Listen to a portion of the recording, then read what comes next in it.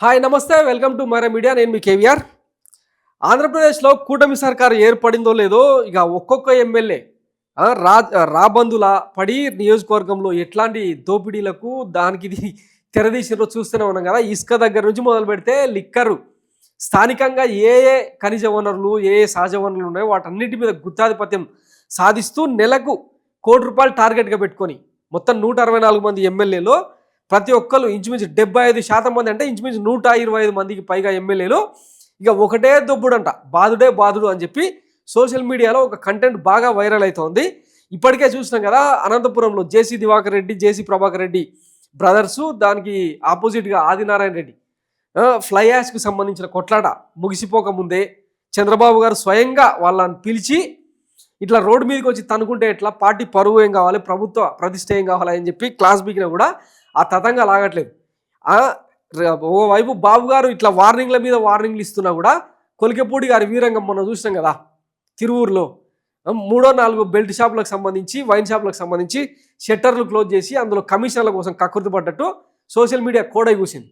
ఇప్పుడు తాజా వివాదం ఏంటంటే మొత్తం 75% మంది కూటమి ఎమ్మెల్యేలు ఇట్లా నెలకు ₹1 చొప్పున టార్గెట్గా పెట్టుకుని, ఎందుకంటే ఎన్నికల్లో పోటీ చేసేదానికి ఇంచుమించు 50 కోట్ల వరకు ఒక్కొక్క ఎమ్మెల్యే ఖర్చు పెట్టే పరిస్థితి. అవన్నీ రికవరీ చేసుకోవాలి, మళ్ళీ రాబోయే 10 తరాలకు సరిపడా సంపాదించుకోవాలి. అసలు నెక్స్ట్ కూటమి సర్కారు వస్తుందో లేదో తెలియదు. ఇప్పటికే ఈ 7 నెలల పాలన కాలంలో ప్రజలు తిరగబడి తన్నే పరిస్థితికి వచ్చిర్రు. ఈ నేపథ్యంలో ఇక దొరికిందే సందని వేస్తాబోతున్నారు అనమాట. ఆ స్టోరీని ఒకసారి డీటెయిల్గా చదివే ప్రయత్నం చేద్దాం. ఏపీలో 75% మంది ఎమ్మెల్యేలంతా ఇలాగే మాట్లాడుకుంటున్నారు. ఏమని? బరితెగించిన కూటమి ఎమ్మెల్యేలు ఇసుక, లిక్కర్, రేషన్ బియ్యం మాఫియా డాన్స్గా అవతారం, నెలకు ₹1 టార్గెట్గా పెట్టుకుని మరి వసూళ్లు. ఇసుక, మద్యం షాపులు, రేషన్ బియ్యం. ఆంధ్రప్రదేశ్లో ఇప్పుడు ఎమ్మెల్యేలకు నికర ఆదాయం అంటే ఈ మూడింటి మీదనే డబ్బులు బాగా కమాయిస్తూ ఉన్నారనమాట. ఎలాంటి వ్యాపారాలు చేయకుండా ఇంట్లో కూర్చున్నా కూడా ఈ మూడింటి ద్వారానే ఒక్కో ఎమ్మెల్యేకు కనీసం నెల ₹1 ఆదాయం వస్తుంది. అందుకే ఆ ఎమ్మెల్యే ఈ ఎమ్మెల్యే అని లేకుండా కొందరు మంత్రులు, ఇంకొందరు బడా కాంట్రాక్టర్లు అయిన ఎమ్మెల్యేలు మినహా మిగిలిన అందరూ ఈ మూడింటిని అడ్డం పెట్టుకొని ఏపీలో కుమ్ముతున్నారని చెప్పి ఒక వాదన. కూటమి అధికారంలోకి వచ్చాక ఉచిత ఇసుక అన్నారు, కానీ జగన్ హయాం కంటే ఇప్పుడు ఇసుక ఎక్కువ రేటు పలుకుతుంది. దీనికి కారణం రాష్ట్రంలో దాదాపు ఎమ్మెల్యేలు అందరూ ఇసుక దోపిడీ మొదలు పెట్టడమే. ప్రతి ఊర్లో, ప్రతి నియోజకవర్గంలో ఎన్నో కొన్ని వాగులు ఉంటాయి, వంకలు ఉంటాయి, డొంకలు ఉంటాయి, వాటిని తవ్వుకోవడమే అనమాట. పేరుకు ఉచిత ఇసుక. ఆయన ప్రతి ఎమ్మెల్యే తన నియోజకవర్గంలోని ఇసుక రీచ్లు అన్నింటినీ కంట్రోల్లో పెట్టుకుంటున్నారు. ఇసుక ఉచితమే కానీ ట్రాన్స్పోర్ట్ మాత్రమే చెల్లించాల్సి ఉంటుంది. ఇసుకను తవ్విపోసేది ఎవరు, రీచ్ నుంచి ఎత్తి లారీలోకి లోడ్ చేసేది ఎవరు, నిర్మాణాల వరకు డెలివరీ చేసేది ఎవరు, ఇవన్నీ ఇప్పుడు ఎమ్మెల్యేల భుజాలకు ఎత్తుకున్నారు. ఏపీలో అన్ని జిల్లాల్లో ఎమ్మెల్యేలు వాళ్ళ అనుచరులే రీచ్ల వారీగా పాడుకుంటున్నారు. చాలామంది ఏపీలో అన్ని జిల్లాల్లో ఎమ్మెల్యేలు వాళ్ళ అనుచరులే రీచ్ల వారీగా పాడుకుంటున్నారు. చాలామంది ఎమ్మెల్యేలు నేరుగానే ఈ రీచ్లను కైవసం చేసుకుంటున్నారు. తమ అనుమతి లేకుండా ఎవరైనా రీచ్లో కాంట్రాక్టులు దక్కించుకుంటే అక్కడ ఇసుక తవ్వుకోవడానికి కాలు కూడా పెట్టనివ్వరు. గోదావరి జిల్లాలో, కృష్ణా, గుంటూరు, ఉత్తరాంధ్ర జిల్లాలో అన్ని చోట్ల ఇదే తంతు. ప్రభుత్వం నిర్ణయించిన ₹100 ధరకు టెండర్ పాడుకునే వాళ్ళని కూడా రీచ్లో అడుగు పెట్టనివ్వరు. ఎమ్మెల్యేల మనుషులే రీచ్లో వ్యవహారం నడిపిస్తున్నారు. ప్రతి లారీకి 3 నుంచి 4 వేలు అక్రమంగా వసూలు చేస్తున్నారు. అదనంగా అక్రమంగా బిల్లులు మేమే ఇస్తాం, ఇసుక మేమే పోస్తాం అంటున్నారు. 10 టైర్ అంటే టారస్ లారీకి 6,000, 12 టైర్ల లారీకి 8,000 చొప్పున అదనంగా వసూలు చేస్తున్నారు. ఒక్కో డంపింగ్లో రోజుకు సుమారు 120 లారీల వరకు అధిక బిల్లులతో ఇసుక వెళ్తుంటే ఒక 50 లారీలు 0 బిల్లులతో వెళ్తున్నాయి. అంతేగాక ఇసుక రీచ్ టెండర్ పాడుకునేది ఒక చోట అయితే తవ్వేది మాత్రం 4 చోట్ల. పేరుకు మాత్రమే ఉచిత ఇసుక, కానీ ఒక్కొక్క లారీకి ఎమ్మెల్యేకి వచ్చేది కనీసం 3 నుంచి 5,000 కమిషన్. రాష్ట్రంలో ఇసుక రీచ్ల మీద ఒక్కొక్క ఎమ్మెల్యే నెల ఆదాయం 50 లక్షల పైమాటే. ఈ వ్యవహారం మొత్తం ముఖ్యమంత్రి చంద్రబాబుకు, డిప్యూటీ సీఎం పవన్ కళ్యాణ్కి పూర్తి సమాచారం ఉంది. కానీ ఏపీలో ఎమ్మెల్యేలను అదుపులో పెట్టే పరిస్థితి లేదు. అదేమంటే 5 ఏళ్ళు మేము పార్టీని కాపాడాం, జగన్ అరాచకాలకు ఎదురొడ్డి పోరాడాం, ఆస్తులు పోగొట్టుకున్నాం, 40-50 కోట్లు ఎన్నికల్లో ఖర్చు పెట్టాం, ఇప్పుడు ఏం చేసుకోకుండా ఎట్లుంటాం అని ఎదురు ప్రశ్నిస్తున్నారట ఎమ్మెల్యేలు. మా డబ్బైనా మాకు రావాలి కదా అని ఎదురు ప్రశ్నిస్తూ ఉన్నారట. చిత్రమైన విషయం ఏంటంటే పవన్ కళ్యాణ్ మేనియాతో గెలిచిన కొందరు జనసేన ఎమ్మెల్యేలు కూడా టన్నులు ఇసుక కుమ్మేస్తున్నారంట. ఇసుక తర్వాత ఏపీ ఎమ్మెల్యేలకు అత్యధికంగా వస్తుంది లిక్కర్ షాపు ద్వారానే. రాష్ట్రంలో లిక్కర్ షాపులన్నీ కూటమి ఎమ్మెల్యేలు కైవసం చేసుకున్నారు. మరికొందరు ఎమ్మెల్యేలు వాళ్ళ అనుచరులకు లిక్కర్ షాప్ టెండర్లు దక్కేలా చేసుకున్నారు. ఇంకొందరు ఎమ్మెల్యేలు బినామీల పేర్లతో లిక్కర్ షాపులు దక్కించుకున్నారు. రాష్ట్రం మొత్తం మీద ఎమ్మెల్యేలు మంత్రులకు సంబంధం లేకుండా ఒక్క లిక్కర్ షాప్ లైసెన్స్ కూడా లేదు. ఒకప్పుడు సీఎం జగన్ ఆయన కోటరీ మాత్రమే లిక్కర్ ఆదాయాన్ని అనుభవించారు. ఏ మాటకు ఆ మాట చెప్పుకోవాలి. ఇప్పుడు మాత్రం ఎమ్మెల్యేలు, మంత్రులు, వారి అనుచరులు, టీడీపీ జనసేన నాయకులు లిక్కర్ దందాపై నెల నెల 100 కోట్లు సంపాదిస్తున్నారు. స్వయంగా లిక్కర్ షాపులు పెట్టని ఎమ్మెల్యేలు, లైసెన్స్ దక్కని వాళ్ళ నుంచి సేల్స్లో 25% కమిషన్ నేరుగా గుంజుకుంటున్నారు. ఇదే విషయంలో అధికార పార్టీ ఎమ్మెల్యేల మధ్య కూడా గొడవలు మొదలయ్యాయి. మా వాడి నుంచి 25% ఎట్లా అడుగుతావు అంటూ ఎమ్మెల్యేలు సిగపట్లు పడుతున్నారు. ఇక అన్ని జిల్లాల్లోనూ ఎమ్మెల్యేలు వాళ్ళ అనుచరులు సహకారంతో బెల్ట్ షాపులను యథేచ్ఛగా నడుపుతున్నారు. లిక్కర్ షాపులపై ఒక్కో ఎమ్మెల్యేకు నెలకు 25 నుంచి 40 లక్షల ఆదాయం వస్తుంది. ఇదంతా సీఎం కార్యాలయానికి తెలియదా అంటే తెలుసు. ఇంతకన్నా అమాయక ప్రశ్న మరొకటి ఉండదన్నమాట. ఇక కొన్ని దశాబ్దాలుగా నడుస్తున్న రేషన్ బియ్యం దందా ఏపీలో కూటమి సర్కార్ హయాంలోనూ యథేచ్ఛగా కొనసాగుతుంది. ఇది ఇప్పుడు డిప్యూటీ సీఎం పవన్ కళ్యాణ్ పునమాని సీజ్ ద షిప్ వివాదంతో ఇది మరోసారి జనంలోకి వచ్చింది.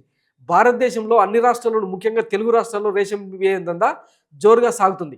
ఇది పూర్తిగా ఎమ్మెల్యేల కనుసన్నలో జరుగుతుంది. నియోజకవర్గాల్లో రేషన్ డిపోల సంఖ్యను బట్టి ప్రతి ఎమ్మెల్యేకు రేషన్ బియ్యం దందా ద్వారా నెలకు 30 నుంచి 50 లక్షలు నికర ఆదాయం వస్తుంది. బహిరంగ మార్కెట్లో సన్న బియ్యం కిలో 60 రూపాయలు ఉంది. కానీ కేంద్రం మనిషికి 5 కిలోలు చొప్పున కుటుంబానికి 30 కిలోలు ఉచిత బియ్యం ఇస్తుంది. అయితే ఈ దొడ్డు బియ్యాన్ని జనం తినడం లేదు. రేషన్ డీలర్లు కిలో 10 రూపాయల చొప్పున 30 కిలోలకు 300 చెల్లించి డబ్బులు ఇచ్చి బియ్యం తీసుకున్నట్లు వేలిముద్రలు వేయించుకుంటారు. ఆ బియ్యాన్ని రేషన్ డీలర్ నుంచి ఒక సిండికేట్ సేకరిస్తుంది. ఆ సేకరించిన బియ్యాన్ని రిఫైన్ చేసి ఎక్స్పోర్ట్ చేస్తూ ఉంటారు అన్నమాట. కిలో బియ్యానికి రేషన్ డీలర్కు 3 నుంచి 4 రూపాయల వరకు కమిషన్ ఇస్తారు. ప్రతి నియోజకవర్గంలో ఈ సిండికేట్ రేషన్ డీలర్ నుంచి బియ్యాన్ని క్వింటాలలో సేకరించి ఒక దగ్గర చేరుస్తారు. ప్రతి ఎమ్మెల్యేకు తన నియోజకవర్గంలో సహకరించిన మొత్తం పీడిఎస్ బియ్యాన్ని కిలోకు 10 రూపాయల చొప్పున అందుతుంది. ఇలా సేకరించిన బియ్యాన్ని పాలిష్ చేసి చెడిపోకుండా కెమికల్ ట్రీట్మెంట్ చేసి షిప్పుల్లో ఈస్ట్ ఆఫ్రికాతో పాటు మరికొన్ని దేశాలకు తరలిస్తున్నారు. ఈ సిండికేట్ మొత్తానికి అధిపతి జెట్టి అగర్వాల్.